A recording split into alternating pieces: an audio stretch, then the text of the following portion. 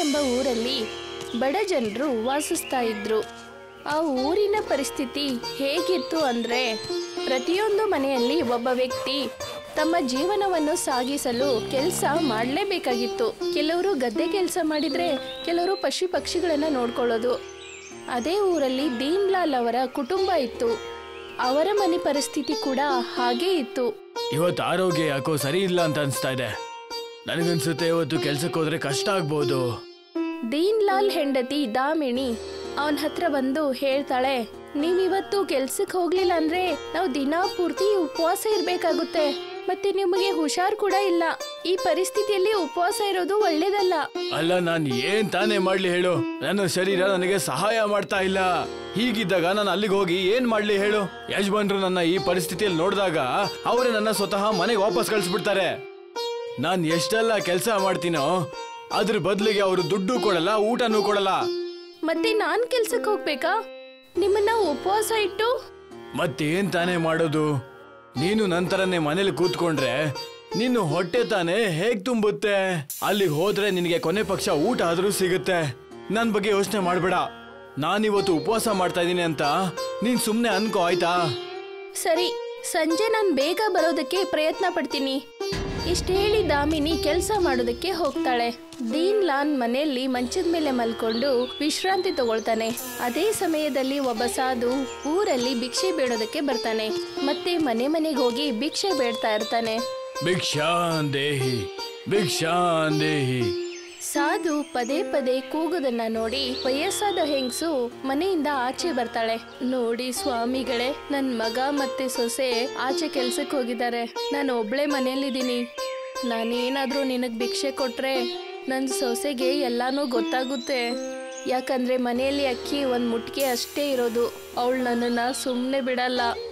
ಪರವಾಗಿಲ್ಲ ತಾಯಿ, ನನಗೆ ನಿಮ್ಮ ಕಷ್ಟ ಅರ್ಥ ಆಗ್ತಾ ಇದೆ. ನಿಮ್ಮ ಕೈಯಲ್ಲಿ ಆಗಿದ್ದಿದ್ರೆ ನೀವು ಖಂಡಿತವಾಗ್ಲೂ ಭಿಕ್ಷೆ ಹಾಕ್ತಾ ಇದ್ರಿ. ಆದ್ರೆ ನಿಮ್ ಪರಿಸ್ಥಿತಿ ಇವಾಗ ಹೇಗಿದೆ ಅಂದ್ರೆ ನಿಮ್ಮ ಹೊಟ್ಟೆನ ತುಂಬಿಸ್ಕೊಳ್ಳಕ್ಕೂ ಕೂಡ ನೀವು ಇನ್ನೊಬ್ರ ಅವಶ್ಯಕತೆ ಪಡಿಬೇಕು. ನನ್ನನ್ನ ಕ್ಷಮಿಸಿ ಸ್ವಾಮಿ. ನನ್ ಜೀವನದಲ್ಲಿ ಇದೇ ಮೊದಲನೇ ಬಾರಿ ಮನೆಗೆ ಭಿಕ್ಷೆ ಬೇಡಕ್ ಬಂದವರು ಖಾಲಿ ಕೈಯಲ್ಲಿ ಹೋಗ್ತಾ ಇದ್ದಾರೆ. ನಾನ್ ಚಿಕ್ಕವಳಿದ್ದಾಗ ವ್ಯಕ್ತಿಗಳು ಯಾಕೆ ಪ್ರಾಣಿಗಳಿಗೂ ಕೂಡ ನಾನು ಉಪವಾಸ ಇರೋದನ್ನ ಬಿಟ್ಟಿಲ್ಲ. ಕ್ಷಮೆ ಕೇಳ್ಬೇಡಿ ತಾಯಿ.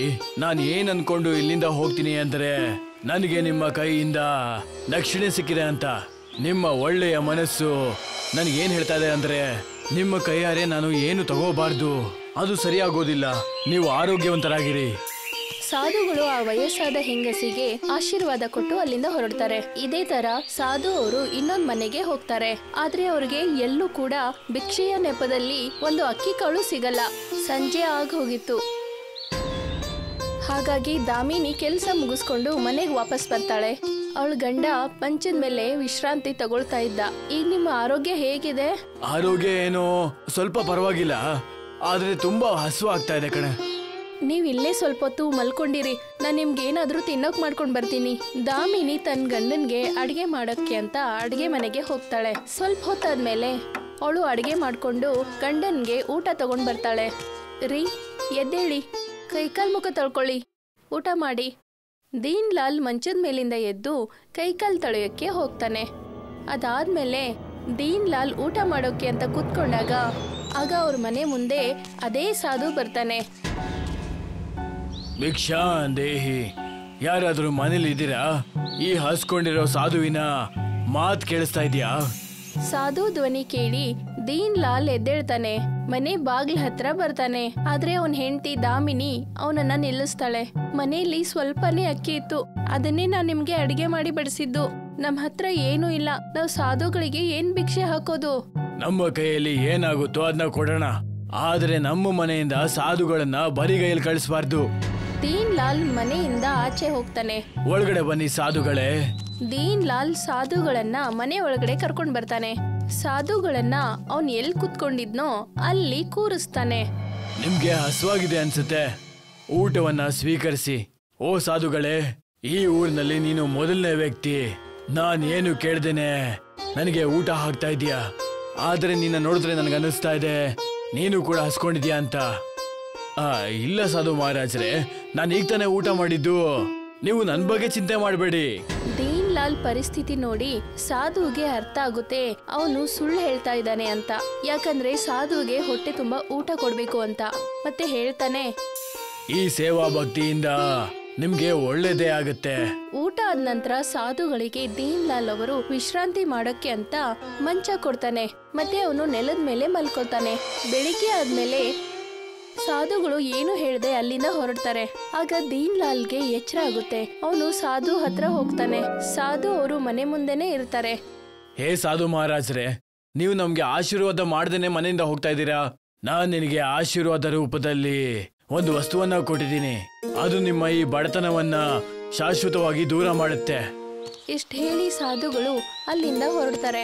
ಸ್ವಲ್ಪ ಹೊತ್ತಲ್ಲಿ ದೀನ್ ಲಾಲ್ ಅವರ ಮಂಚ ಹೊಳೆಯೋದಕ್ಕೆ ಶುರು ಆಗುತ್ತೆ. ರೀ ನೋಡ್ರಿ, ಈ ಮಂಚ ಹೇಗ್ ಹೊಳಿತಿದೆ ಅಂದ್ರೆ ಚಿನ್ನದ ತರ ಹೊಳಿತಿದೆ. ಚಿನ್ನ ಅನ್ನೋ ತರ ಏನು? ಅದು ಚಿನ್ನನೇ ತಾನೇ. ಬೇರೆ ಯಾವುದೇ ವಸ್ತು ಕೂಡ ಈ ರೀತಿ ಚಿನ್ನ ತರ ಹೊಳೆಯೋದಿಲ್ಲ. ಇದರ ಅರ್ಥ ಸಾಧುಗಳು ನಮ್ ಸೇವೆನ ಸಂತೋಷ ಪಟ್ಟು ನಮ್ ಮಂಚನ ಚಿನ್ನದ ಮಂಚ ಮಾಡಿ ಹೋಗಿದ್ದಾರೆ. ನಾವಿನ್ನು ಕೆಲ್ಸಕ್ಕೋಸ್ಕರ ಅಲ್ಲಿ ಇಲ್ಲಿ ಓಡಾಡ್ಬೇಕಾಗಿಲ್ಲ. ದಾಮಿನಿ ಮತ್ತೆ ದೀನ್ ಲಾಲ್ ಇದನ್ನ ಸಂತೋಷದಿಂದ ಜೋರಾಗಿ ಮಾತಾಡ್ತಾ ಇದ್ರು. ಈ ಎಲ್ಲ ಮಾತುಗಳನ್ನ ಪಕ್ಕದ ಮನೆಯ ಮದನ್ ಎಲ್ಲಾನು ಕೇಳಿಸ್ಕೊತಾ ಇದ್ದ. ಒಂದು ವೇಳೆ ಈ ಮಂಚ ನನಗ್ ಸಿಕ್ಕಿದ್ರೆ ನಾನು ನನ್ನ ಮಗಳಿಗೆ ಚಿಕಿತ್ಸೆನ ಕೊಡಿಸ್ಬಹುದು. ನಾನಿವತ್ ರಾತ್ರಿನೇ ಈ ಮಂಚನ ಕಳ್ತನ ಮಾಡ್ತೀನಿ. ಸಂಜೆ ಆದ್ಮೇಲೆ ಮದನ್ ಸಾಧುಗಳ ವೇಷ ಹಾಕೊಂಡು ದೀನ್ ಲಾಲ್ ಮನೆಗೆ ಹೋಗ್ತಾನೆ. ಭಿಕ್ಷಾಂದೇಹಿ. ದಾಮಿನಿ ಬಾಗ್ಲ ಹತ್ರನೇ ನಿಂತ್ಕೊಂಡಿದ್ಲು. ಸಾಧುಗಳೇ, ನಿಮಗೆ ಭಿಕ್ಷೆ ಬೇಕಾ? ನನಗೆ ದಿನ ಪೂರ್ತಿ ನಡೆದು ಸಾಕಾಗಿದೆ ದೇವಿ. ಇಡೀ ದೇಹವೇ ಸುಸ್ತಾಗಿದೆ. ವಿಶ್ರಾಮ ಪಡಿಬೇಕು. ನಾನು ಇವತ್ತು ರಾತ್ರಿ ಮಟ್ಟಿಗೆ ಇಲ್ಲಿ ವಿಶ್ರಾಂತಿ ತಗೋಬಹುದಾ? ಸರಿ, ನೀವು ಒಳಗಡೆ ಬನ್ನಿ. ದಾಮಿನಿ ಮಾತ್ ಕೇಳಿ ಮದನ್ ಮನೆ ಒಳಗಡೆ ಬಂದ. ಮದನ್ಗೆ ವಿಶ್ರಾಂತಿ ತಗೊಳಕ್ಕೆ ಚಿನ್ನದ ಮಂಚ ಕೊಟ್ರು. ಆದ್ರೆ ಮದನ್ ವಿಶ್ರಾಂತಿ ತಗೊಳ್ಳೋ ಬದಲು ದೀನ್ ಲಾಲ್ ಮತ್ತೆ ದಾಮಿನಿ ಮೇಲೆ ಒಂದ್ ಕಣ್ಣಿಟ್ಟಿದ್ದ. ಇವರಿಬ್ರು ಕೂಡ ಮಲಗ್ತಿದ್ದ ಹಾಗೆ ನಾನೀ ಚಿನ್ನದ ಮಂಚನ ಕಳ್ತನ ಮಾಡಿ ಎತ್ಕೊಂಡು ಹೋಗ್ಬಿಡ್ತೀನಿ. ಮಧ್ಯರಾತ್ರಿ ಎಲ್ರೂ ಮಲ್ಕೊಂಡಾಗ ಮದನ್ ನಕಲಿ ದಾಡಿನ ತೆಗೆದು ಮತ್ತು ಹಾಕೊಂಡಿರೋ ವೇಷನ ತೆಗೆದು ಬಿಸಾಕ್ತಾನೆ. ಮತ್ತೆ ಮಂಚನ ತಗೊಂಡು ಅಲ್ಲಿಂದ ಹೋಗ್ತಾನೆ.